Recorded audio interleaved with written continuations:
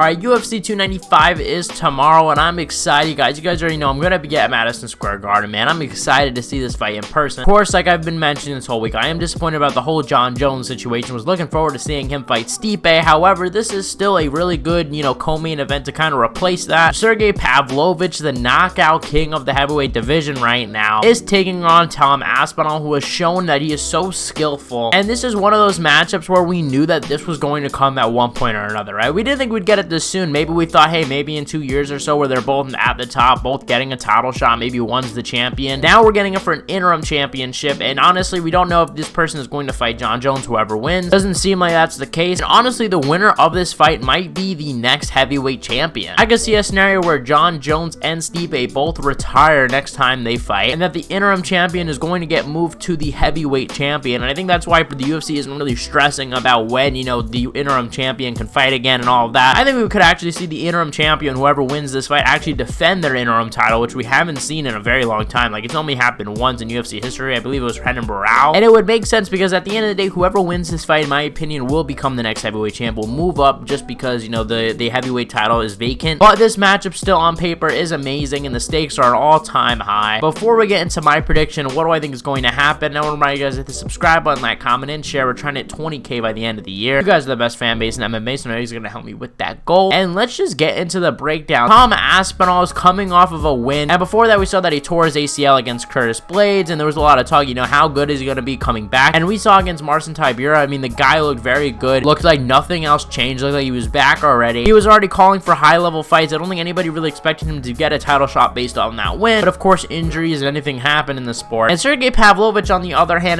this guy has been on a roll as well. The year that he had last year, and now, getting a win over Curtis Blaydes, now fighting for an interim heavyweight championship. If you look at his resume, Derek Lewis, Tai Tuivasa, Curtis Blaydes, this is the top of the heavyweight division, and he is knocked out all in the first round. I believe if you add all those 3 fights, they don't even add up to a round, which is absolutely insane from Sergei Pavlovich, but that's the power that he has, right? He has that Ngannou-type power. I do think there's a little bit of a difference, which I'm going to get into, but he kind of has that knockout power that can negate all skill, right? So even if we think Tom Aspinall might be better than him, we always have to wonder, hey, will he catch Tom Aspinall? Because the power is no joke. The guy has only been outside the first round once in his career. The guy is a knockout artist, and I'm excited to see him on Saturday night. Let's get into game plans and how do I think each fighter should approach this fight. Let's start off with Sergei Pavlovich. Right now, honestly, a lot of people might say his only method of victory is power, but that would be kind of underestimating him because he does have other skills. If you look outside of the UFC, he does have a background in Sambo. We could see that he has trained with guys like Khabib at AKA. So the guy does have a well-rounded skill set underneath, but the guy basically going out there usually just boxes. And I think what makes this interesting is that they're both good boxers, right? They're both mainly boxers. Tom Aspinall will mix it up though, and we're gonna get into that. We have seen him mix it up a lot, but at the core of their strength, we could see that they like to box, and they're both very good at it for different reasons. I would say Pavlovich is just good at it based on his power and his speed. The speed of Pavlovich is very impressive, especially for a heavyweight. And we're gonna get into Tom Aspinall's speed because that's another level of speed. But these heavyweights are very fast, and that's pretty surprising because especially in mixed martial arts, you don't really see fast hand heavyweights, right? You usually see, guys going for bombs, usually going one shot at a time. And boxing, it's a little more popular. Like, you can see guys like Andy Ruiz, Deontay Wilder, and those kind of guys with fast hands. But that's because you have to have fast hands in boxing, otherwise you're not going to succeed. But in MMA, you got kicks, the power makes more of a difference. You got the grappling. There's so many things that you have to prepare for that you can't really just be focused on hand speed. But these guys have fast hands, and I think that's what really separates them from the competition that they have faced in the past. I think that was a big advantage that they all used in their fights. Against Curtis Blaydes, it was a speed issue. Against Tai Tuivasa, it was a speed issue. Against Derek Lewis, it was a speed issue, no matter what you think about that stoppage. And the same thing with Tom Aspinall. We're going to get into that.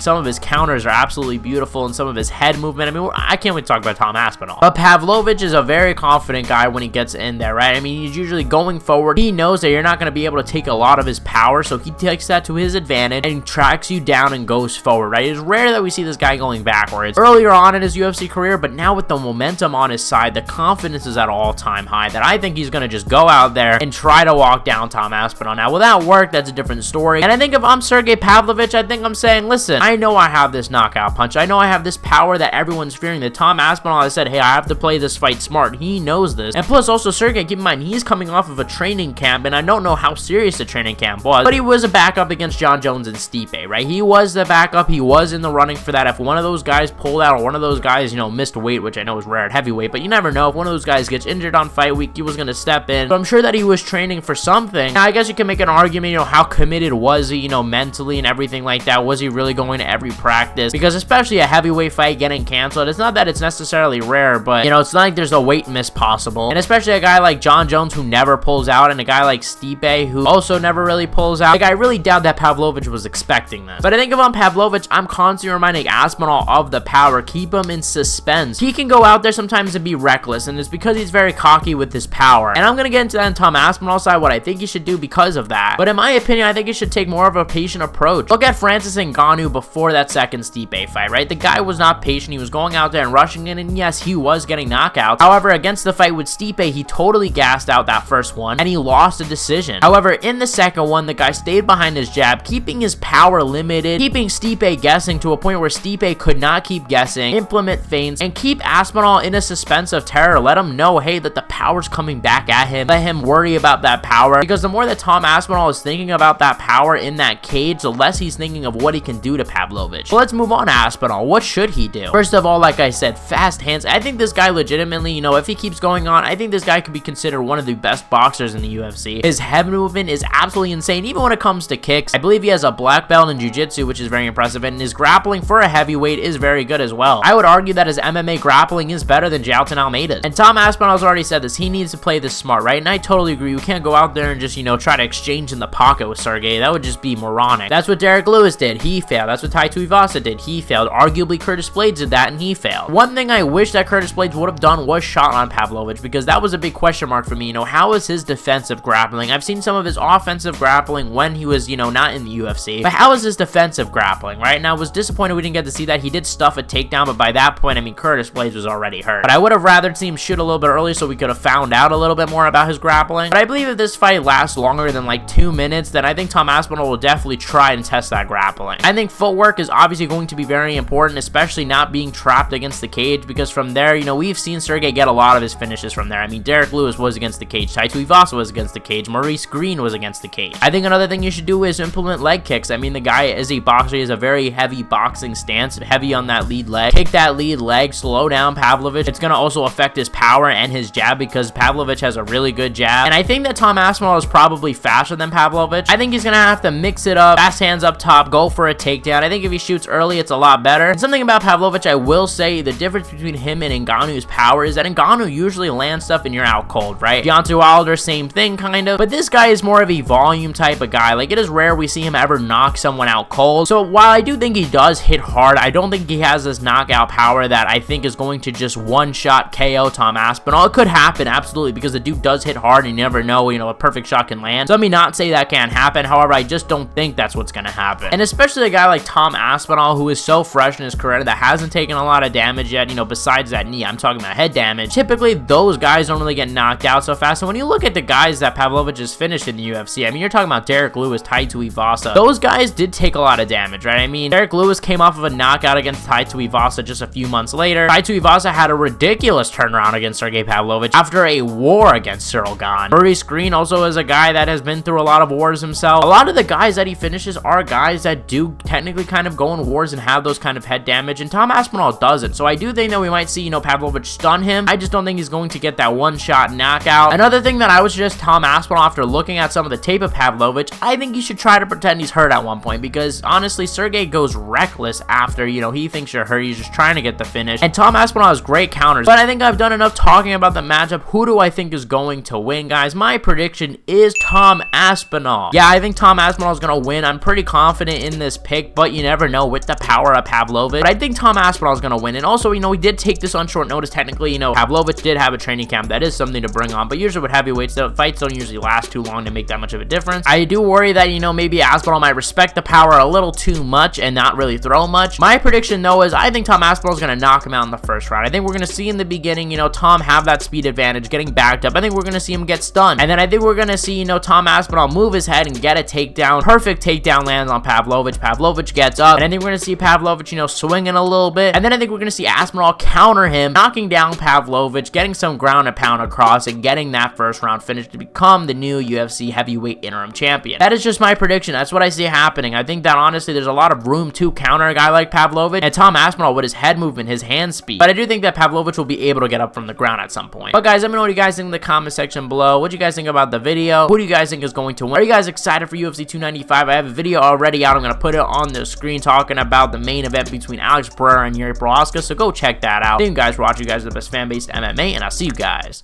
in the next one.